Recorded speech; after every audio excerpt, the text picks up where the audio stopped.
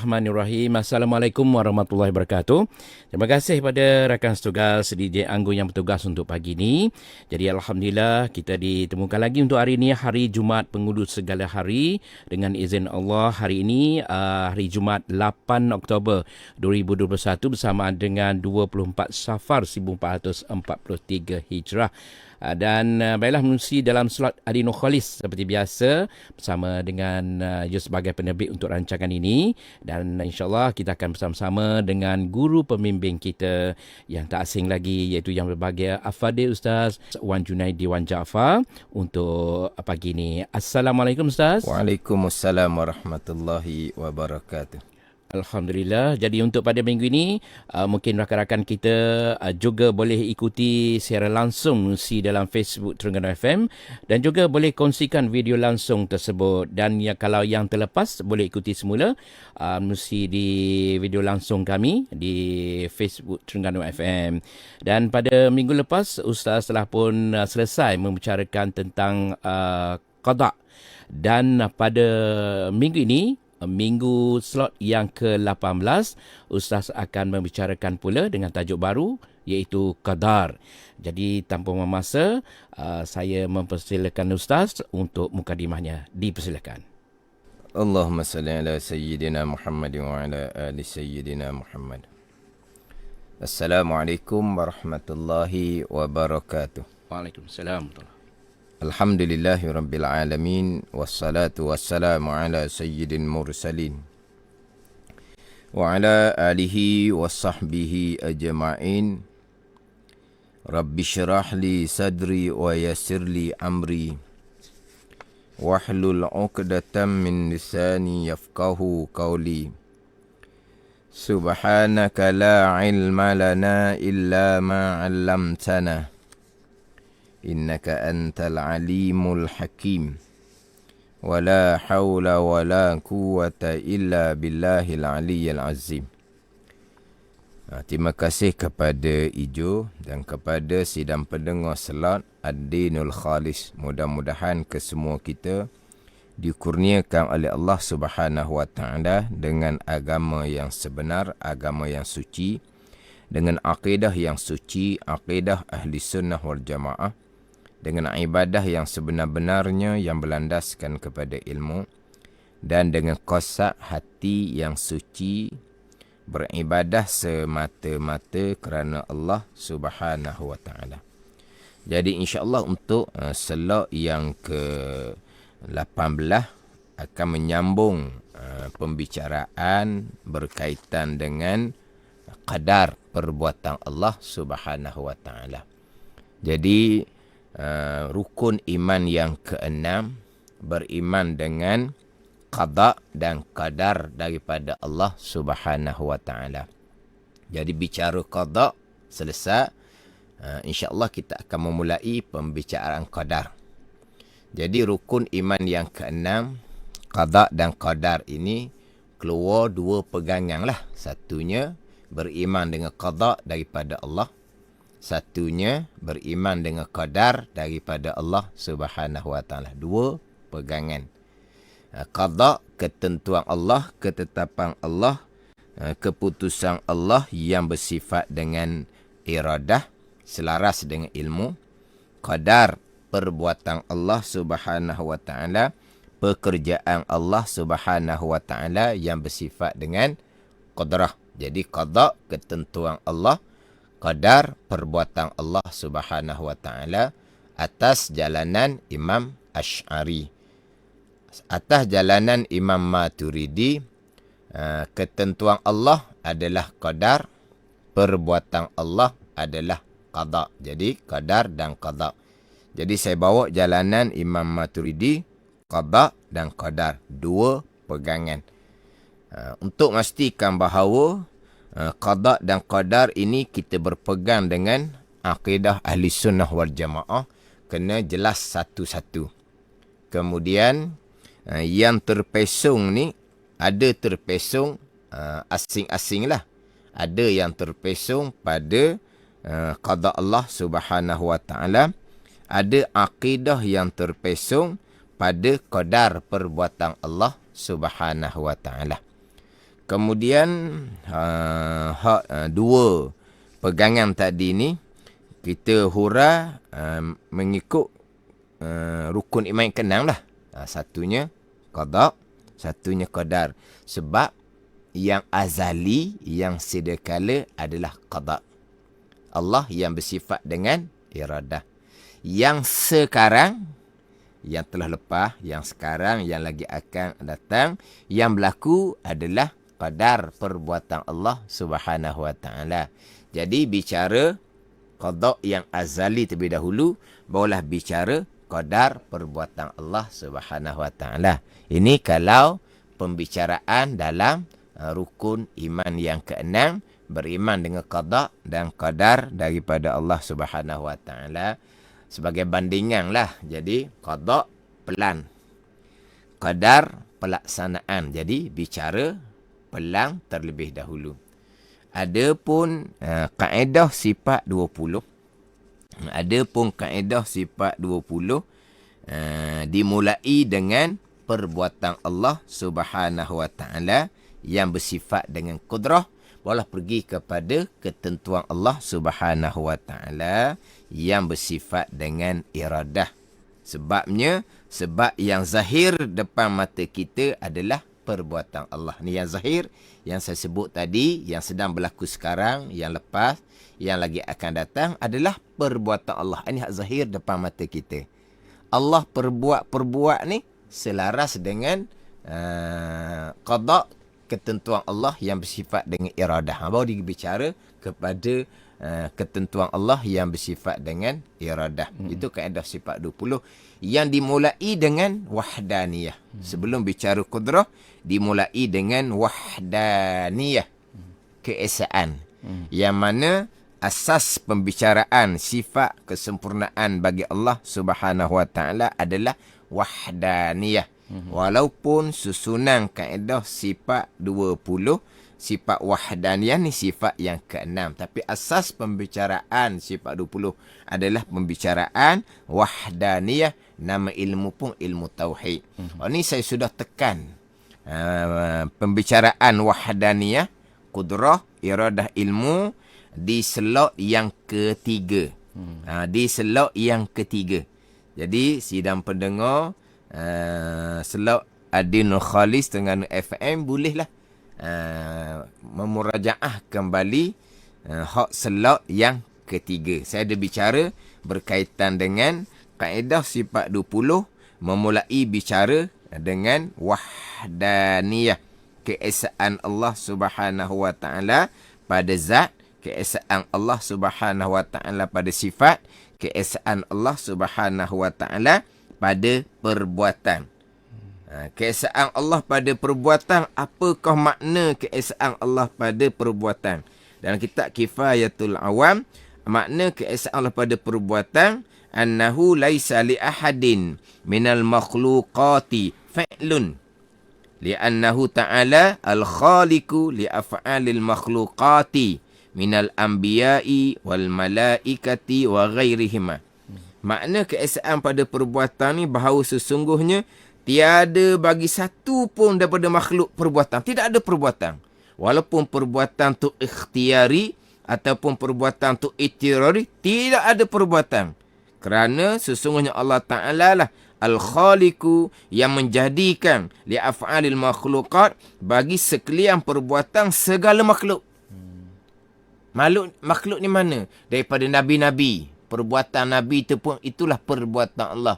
Wal malaikati, perbuatan malaikat tu makhluk, itulah perbuatan Allah. Dan selain daripada Nabi-Nabi dan malaikat, kesemua perbuatan adalah perbuatan Allah Subhanahu Wa Ta'ala. Tu keesaan pada perbuatan. Kita bicara tauhid. Kita bicara Allah sebagai Rabb, sebagai Tuhan. Rububiyah. Asasnya mengesakan Allah pada perbuatan, menafikan kamu tasil, kamu pasil. InsyaAllah saya akan bicara nanti. Macam manakah berbilang perbuatan yang akidah terpesong sama ada perbuatan yang berlaku tu berkongsi antara perbuatan Allah dengan perbuatan makhluk, ataupun perbuatan makhluk tu asing-asing membekah. Saya akan bicara nanti hak pegangan yang terpesong pada pembicaraan qadar. Jadi keesaan pada perbuatan, semua perbuatan yang berlaku datang daripada Allah. Allah Rabbil Alamin. Allah mana yang melakukan segala-gala perbuatan. Allah yang bersifat dengan kudrah. Jadi kaedah sifat 20, sifat wahdaniyah ke-6, sifat yang ke-7 kudrah. Allah melakukan segala-gala perkara, melakukan begitu sebagaimana ketentuan Allah pada azal. Sifat yang ke-8, sifat iradah. Allah yang bersifat iradah mengqadakkan segala-gala perkara selaras dengan ilmu Allah Subhanahu wa taala. Qada Allah, ketentuan Allah yang bersifat dengan iradah selaras dengan ilmu Allah Subhanahu wa taala, maka mustahil sama sekali qada Allah yang selaras dengan ilmu berubah. Qada Allah yang selaras dengan ilmu memberam, putus belaka dah. Mustahil sama sekali berubah. Lepas tu kalau hak bicara pula hak muallaq yang berubah, catatan di Lauh Mahfuz sebagaimana catatan malaikat di suhuf malaikat, hak tu balik semula kepada selak yang ke-7 dan selak yang ke-8. Berkaitan dengan qada mubram dan qada muallaq. Jadi sidang pendengar boleh buka balik FB Terengganu FM, boleh cari kembali. Selak yang ke-7 dan selak yang ke-8 membicarakan qada mubram, qada muallaq di Lauh Mahfuz sebagaimana di catatan malaikat di suhuf malaikat. Adapun hak azali mubram, putus belaka dah, mustahil berubah sama sekali. Jadi dalam sifat 20, wahdaniyah, kudrah dan iradah. Yang nyatanya adalah perbuatan Allah, qadar, perbuatan Allah yang bersifat dengan kudrah. Dibicara kudrah, barulah iradah pergi pada qada. Itu kaedah sifat 20. Dimulai dengan wahdaniyah. Kita ni menghuraikan rukun iman yang ke-6. Jadi kita akan mulai pembicaraan adalah pembicaraan qada. Barulah insya-Allah kita akan masuk kepada pembicaraan qadar. Jadi qada Allah, qadar Allah sama ada perkara yang baik ataupun perkara yang jahat. Iman dan ta'ah, qada dan qadar Allah. Kufur dan maksiyah, qada dan qadar Allah Subhanahu wa taala. Jadi pembicaraan qada Allah perkara jahat ni, ni saya nak ceritalah. Kembali kepada selak yang ke-9, 10 dan 11. Pembicaraan beriman dengan qada Allah termasuk perkara yang jahat, kufur dan maksiyah datang dari qada Allah Subhanahu wa taala. Kemudian macam mana percakapan kita? Percakapan kita yang baik daripada Allah, yang buruk, yang salah, yang tak comel datang daripada diri kita sendiri. Itu adab percakapan kita dengan Allah Subhanahu wa taala. Itu sidang pendengar boleh murajaah kembali selak yang ke-12 dan selak yang ke-13. Hak berkaitan dengan adab percakapan kita dengan bahawa jangan sesekali kita menyandarkan perbuatan yang salah, perbuatan yang buruk kepada qada dan qadar Allah Subhanahu wa taala. Pegangan cukup jelas dan nyata di tajuk rukun iman yang ke-6, beriman dengan qada dan qadar Allah, sama ada perkara baik, qada dan qadar Allah, iman dan ta'ah. Begitu juga perkara jahat, kufur dan maksiyah, qada dan qadar Allah, nyata di tajuk rukun iman yang ke-6. Tu kena murajaah kembalilah. Sebagaimana yang Ijo selalu sebut dan saya pun selalu sebut, sidang pendengar boleh murajaah kembali hak selak ad-dinul khalis yang terdahulu, dan sidang pendengar boleh ambil boleh ambil letak dalam FB masing-masing. Ke panggil apa gitu? Ambil daripada hak Terengganu FM, FB dia. Download balik lah. Download balik dalam FB masing-masing. Daripada selok yang pertama sampailah selok yang ke-17. Jadi untuk minggu ini selok yang ke-18. Kemudian kita jangan lupalah slot yang pertama dahulunya oleh kerana tergendala dengan PKP 3.0 sudah diulangi kembali. Kita ulang balik. Mana Terengganu FM ulangi kembali ketika PKP 3.0 sebab tak dapat kita nak buat rakaman. Betul. Jadi kira-kira kita ni sudah berulang-ulang lah. Yeah. Jadi mudah-mudahan apabila berulang-ulang, iza takarrara taqarrara. Mana mudah-mudahan bila berulang-ulang maka akan jadi kejap. Sebab itulah sidang pendengar kalau ambil download kembali rakaman-rakaman dalam Terengganu FM, sekali dengar kurang jelas, ulang lagi insya-Allah. Ulang lagi sampai jelas, ulang lagi biar sampai peringkat kita boleh menghuraikan. Kita boleh cerita kepada mereka-mereka yang bertanggungjawab kita, anak isteri ke, ataupun kita nak cerita kepada saudara mara kita ke, kepada kawan-kawan kita ke. Tapi kita kena kemahlah untuk kita bercerita berkaitan dengan qada dan qadar ni, agak dia halus sedikit. Bukannya sukar, tapi kena lacor sikit lah, kena mahal sikit.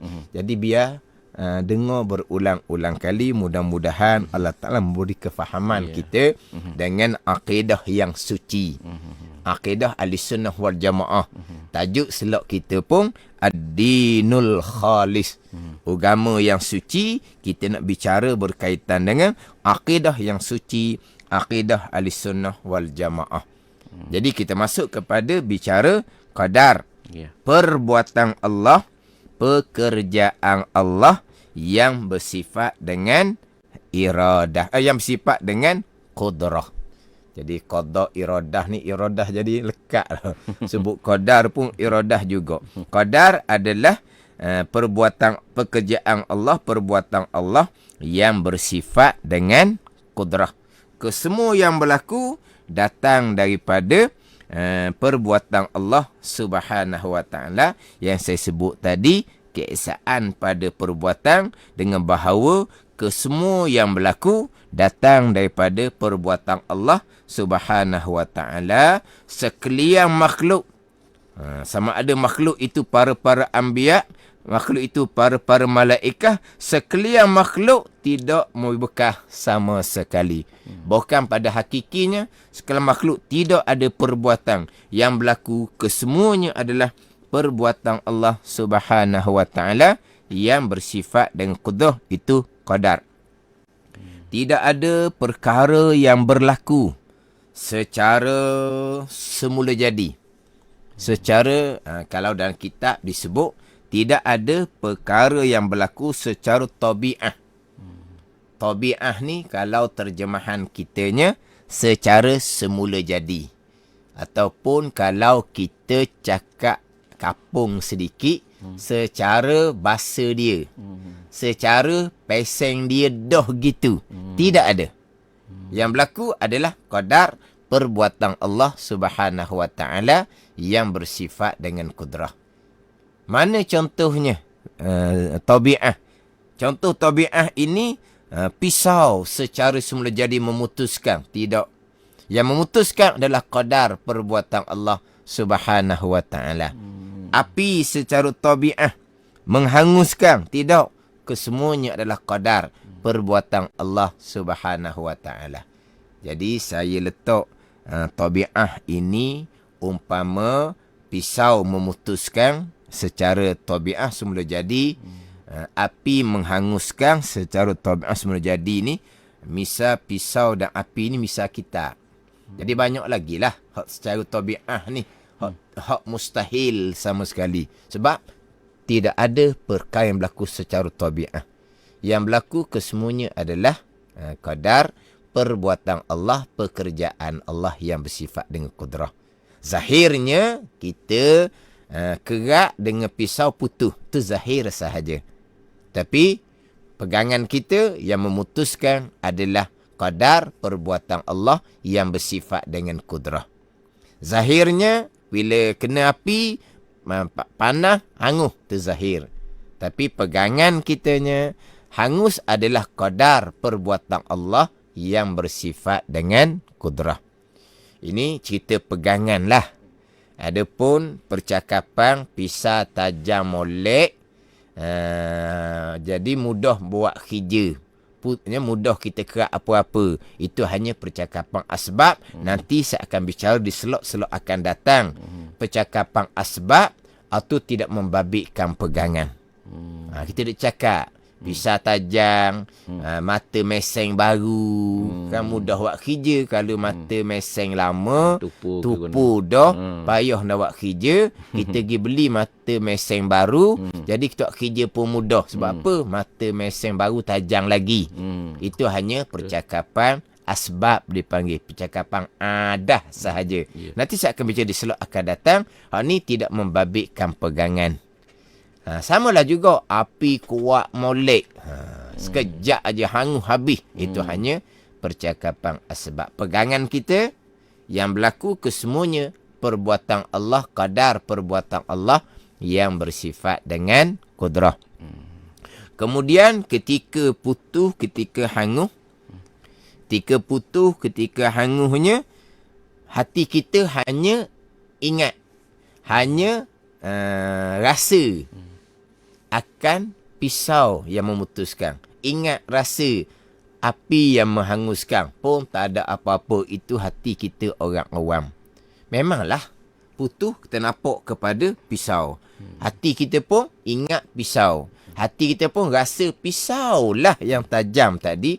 Mata meseng yang baru tadilah yang memutuskan. Itu pun tak salah. Itu hati orang awam. Kita akan bicara juga nanti perbezaan antara kita panggil i'tiqad, pegangan, i'tiqadiyun, pegangan, dengan bicara syuhud ataupun syuhudiyun, zaukiyun, hak rasa kecap di hati. Itu bicara maqam awliya. Itu bicara lain. Nanti saya akan bicara di slot akan datang insya-Allah.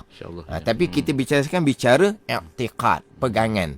Kita berpegang Allah yang memutuskan. Tapi di hati kita tak ingat, tak rasa pun Allah. Tak ada salah. Tengok api kuat, kita pun jadi takut. Api ning lah. Diingat, dirasa hati kita. Itu pun tak ada salah. Pegangan kita tetap dah. Yang berlaku kesemuanya datang daripada perbuatan Allah. Kadar perbuatan Allah yang bersifat dengan kudrah. Tidak ada perkara yang berlaku secara tabiat. Saya sebut tadi, pisau api contoh. Samalah. Nasi tidak mengenyangkan secara tabiat. Jadi kenyang kita adalah kadar perbuatan Allah yang bersifat dengan kudrah. Tapi kalau nak misal banyak-banyak tu, banyaklah masa kita jadi guna. Tapi kena juga buat misal lah. Sebagai tambahan. Contoh-contoh dia dah. Contoh-contoh dia. Tapi kita buat 2 contoh je lah. Pisau, api. Itu contoh kita. Kita minum air ketika kita dahaga. Hilang dahaga kita. Hilang dahaga adalah kadar perbuatan Allah yang bersifat dengan kudrah. Contohlah contoh semasa. Bukan kata qawi itulah secara tabi'ah memberi mudarat. Tidak. Jadi mudarat, jadi sakit, jadi apa-apa simptom-simptom yang berlaku selepas dijangkiti virus qawi, itu adalah kadar perbuatan Allah yang bersifat dengan kudrah. Sebagaimana pisau, api, nasi, air, qawi pun sama. Makhluk tak ia bekas sama sekali. Yang berlaku kesemuanya adalah kadar perbuatan Allah yang bersifat dengan kudrah. Itu pegangan. Hak percakapan tu, hak kita dengar dalam TV itulah. Berapa ramai mana yang terkena virus COVID. Apa tu? Dia akan ada simptom jadi sakit, begiang. Itu semua percakapan asbab. Itu tidak membabitkan pegang. Tak salah tu. Yang kita dengar kan dalam TV tu kan. COVID ini simptom dia begiang tu kan. Itu hanya percakapan asbab. Sama juga dengan sekarang pula hak semasanya vaksin pula. Apabila cocok vaksin, manfaatnya begiang. Bila kita cocok waxing. Sebut kata waxing ni manfaat begiang-begiang, itu hanya percakapan asbab. Sebagaimana qawi tidak memberi bekah, waxing pun tidak beri bekah. Yang menjadikan segala-gala yang bagi mudarat bukan qawi, yang bagi manfaat bukan waxing, kesemuanya adalah qadar perbuatan Allah yang bersifat dengan kudrah. Jadi hok duk cakap waxing itu manfaat dia apa semua, dan waxing ni sendiri pun ada jugalah terkadang ada efek dia, sakit ke, demam ke, bengkok ke di tempat tempat cocok tu.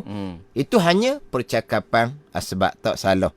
Yang jadi sakit, yang jadi demam, yang jadi bekok tempat cocok adalah qadar perbuatan Allah Subhanahu wa taala yang bersifat dengan kudrah. Itu pegangan kita. Bab percakapan itu percakapan asbab juga. Apabila orang Islam yang bercakap, sama ada sandar kepada pisau, sandar kepada api, sandar kepada nasi, air, qawi, waxing, orang Islam yang beriman, dia hanya sandar pada asbab sahaja. Pegangan, i'tiqad, tetap dah beriman dengan rukun iman yang ke-6, sekalian berlaku datang daripada qada dan qadar Allah Subhanahu wa taala. Nak misal apa lagi? Cukup ada. Sekarang ni kita duduk dalam konti. Sejuk sikit kita kata aircon. Contohnya. Sedaplah sejuk aircon ni. Kita cakap aircon yang menyejukkan. Adakah aircon secara tabiat menjadi menyejukkan? Aircon sama, kipas sama, makhluk tak bekas sama sekali. Sejuk kitanya adalah qadar perbuatan Allah Subhanahu wa taala yang bersifat dengan kudrah. Keluar kontinya, ni jalan bawah matahari, panas terik matahari hari ini. Panas terik.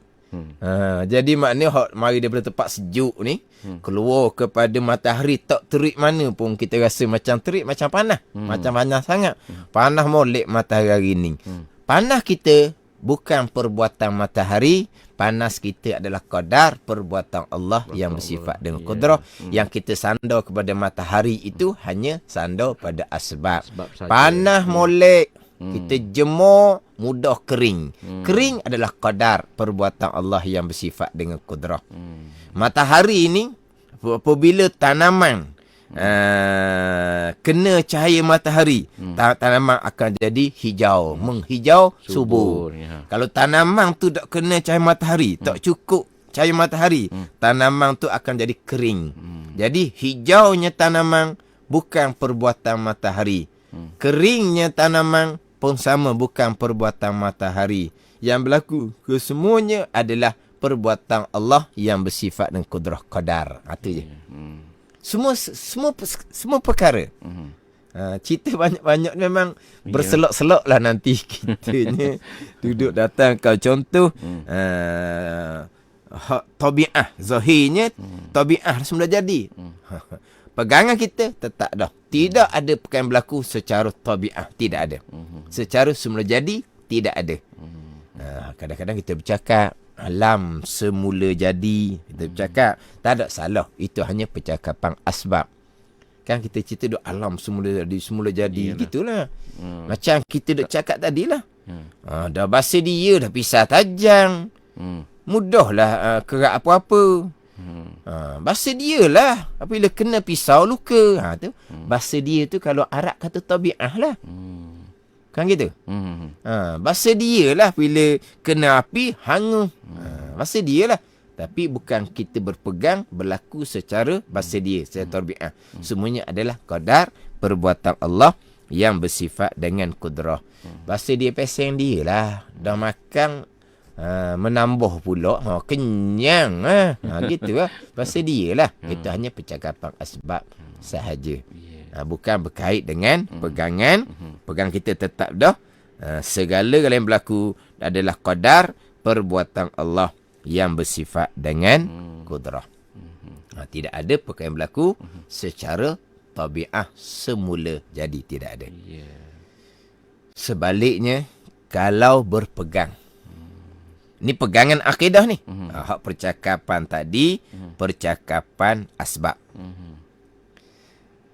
Berpegang seumpama percakapan.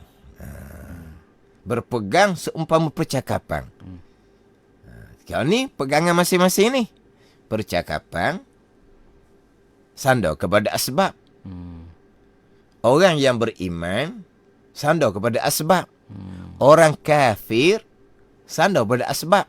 Orang kafir kan, pisau memutuskan, api menghanguskan, nasi mengenyangkan, air menghilangkan dahaga.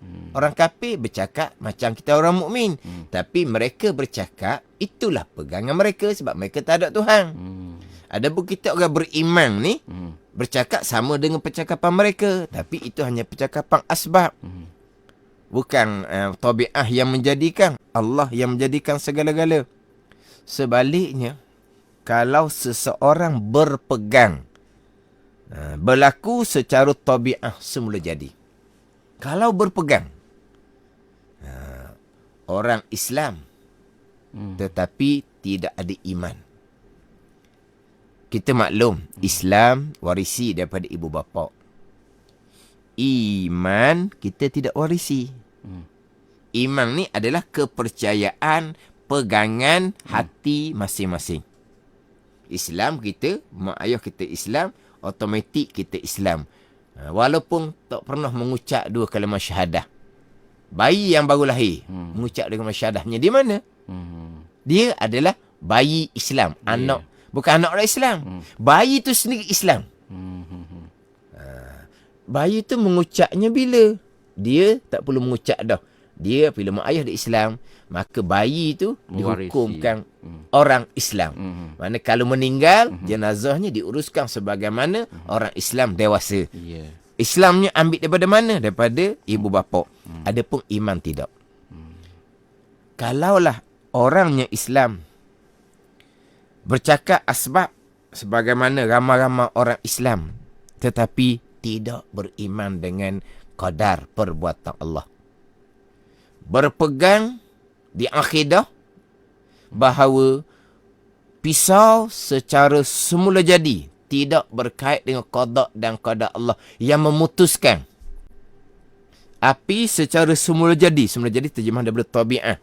Api semula-semula jadi menghanguskan, tidak berkait dengan qada dan qadar Allah, tidak berkait dengan iradah dan kudrah Allah. Maka kafir ijma' ulama. Kalau berpegang.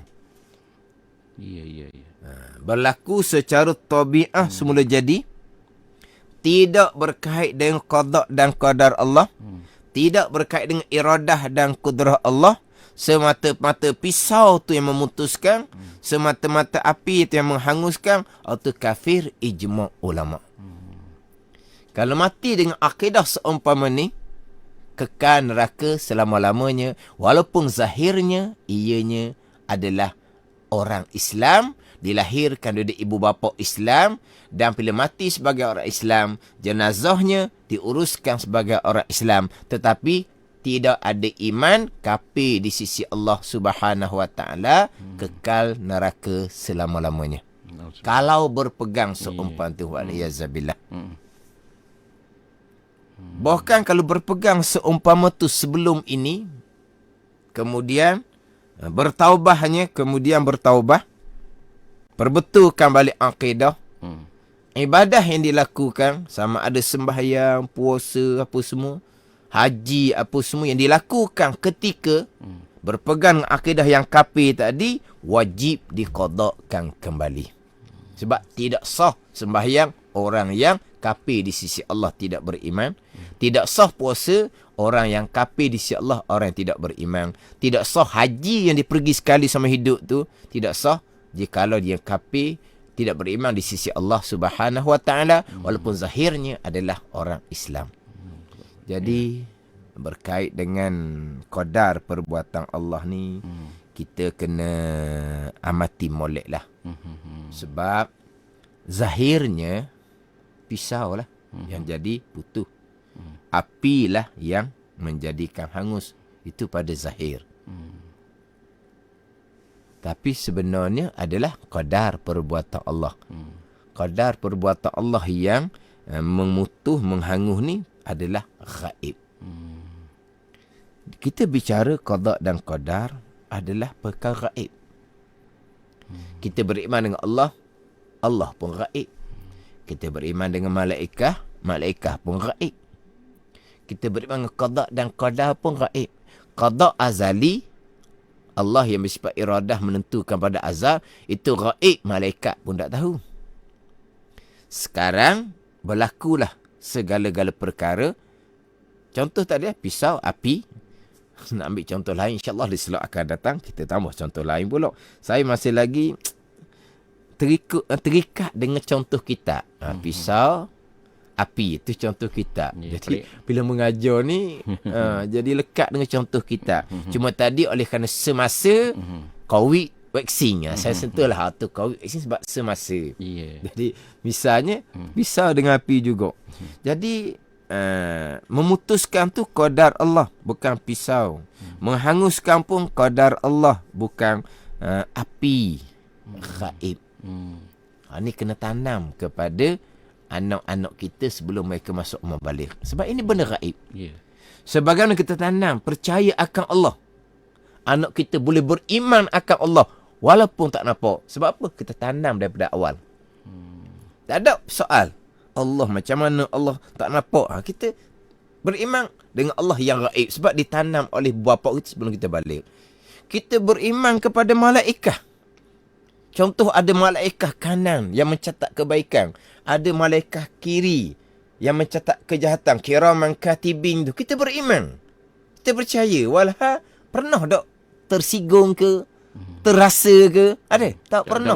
Tapi macam mana kita beriman percaya sebenarnya? Kerana ditanam dengan iman akidah sebelum kita balik. Kita beriman percaya kepada barzah. Alam barzah, pergi kubur kita percaya kepada alam barzah. Gaib. Tapi macam mana kita boleh beriman dengan alam barzah? Kerana ditanam dengan akidah sebelum kita balik. Sama juga dengan qada dan qadar. Kena tanam sebelum kita balik, beriman qada dan qadar yang gaib. Yang zahirnya, pisau yang memutuskan. Yang zahirnya, api yang menghanguskan. Kena tanam dengan akidah yang memutuskan, yang menghanguskan adalah qadar, perbuatan Allah yang bersifat qudrah, rukun iman yang keenam. Zahir dah seumpama tu. Cakapan kita pun seumpama tu. Jangan main pisau, nanti luka. Jangan main gunting, nanti tembuh. Jangan main api, nanti hangus rumah. Kita duk cakap kepada anak kita. Zahir, pisau dah. Gunting api dah yang zahirnya. Kita peringat pula pada anak kita. Main pisau, luka. Main gunting, ni tembuh barang-barang. Main api, hangus. Mana kita cakap pun sandar kepada asbab. Kita kena tanam di akidah anak kita bahawa yang berlaku kesemuanya datang daripada qadar perbuatan Allah Subhanahu wa taala yang bersifat dengan qudrah. Tidak ada perkara yang berlaku secara tabiat semula jadi. Makhluk tak bekas sama sekali. Kesemua perbuatan yang berlaku adalah perbuatan Allah Subhanahu wa taala yang bersifat dengan qudrah, keesaan pada perbuatan.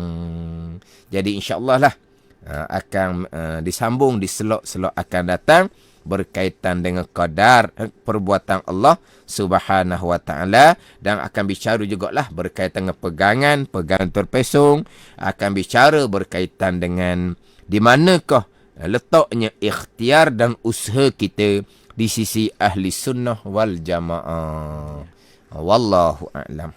Baiklah, tadi baru saja kita dengarkan tentang perkongsian kita atau membicarakan tentang qadar pada minggu ini. Begitu menarik sekali. Dan insyaAllah Ustaz akan sambung kembali untuk pembicaraan kita ini pada minggu hadapan di waktu yang sama pukul 10 suku pagi. Baiklah, sebelum kita berakhir untuk pagi ini, pengajian kita pagi ini, seperti biasa, Ustaz akan mengaminkan doa. Dipersilakan Ustaz. Bismillahirrahmanirrahim. Alhamdulillahirabbil alamin. Wassalatu wassalamu ala sayyidil mursalin wa ala alihi wa sahbihi ajma'in. Allahumma aftah alaina futuhal arifin. Allahumma allimna ilma akadamin wa fahimna famas sabikin warzuqna ruqat talibin. Allahumma zidna ilma wa alhiqna bis salihin. Wa sallallahu ala sayyidina Muhammadin wa ala alihi wa sahbihi wa sallam. Walhamdulillahi rabbil alamin. Wassalamualaikum warahmatullahi wabarakatuh. Waalaikumsalam warahmatullahi wabarakatuh. Demikian tadi, dan insya-Allah kita akan jumpa lagi pada minggu hadapan di hari yang sama dan juga di waktu yang sama dalam Adin Khalis. Baiklah, untuk rancangan seterusnya saya serahkan kepada DJ untuk bertugas untuk pagi ini, Anggun Inspirasi.